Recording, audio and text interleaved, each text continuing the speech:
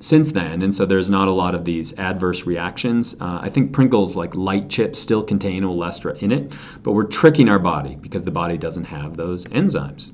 Now, I also said there are two more important lipids. The first one's called phospholipids. Phospholipids are going to have, you can see, two fatty acid tails, but they're going to have a head that contains a phosphate group.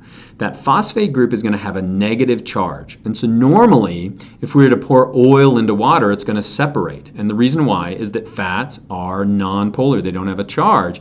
But what's neat about phospholipids is that they have a head that is going to have a negative charge, and then they have the tails that are uncharged. And so if you just throw a bunch of phospholipids in water, they'll form these spheres, these micelles, or they'll form these spontaneous membranes.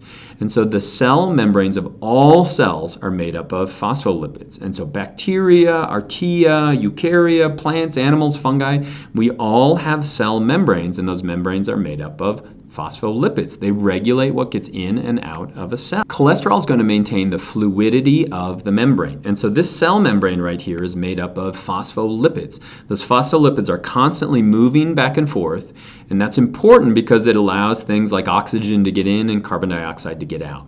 But if the cell gets heated up, those phospholipids tend to fall apart.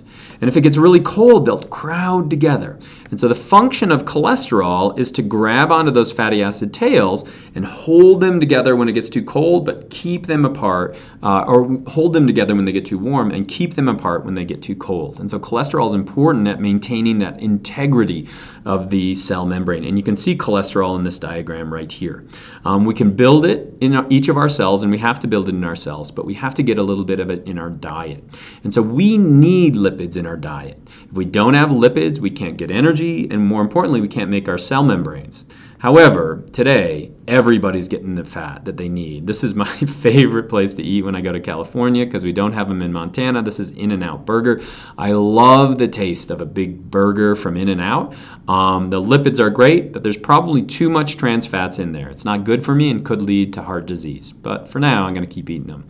So that's lipids, that's fat, and I hope that was helpful.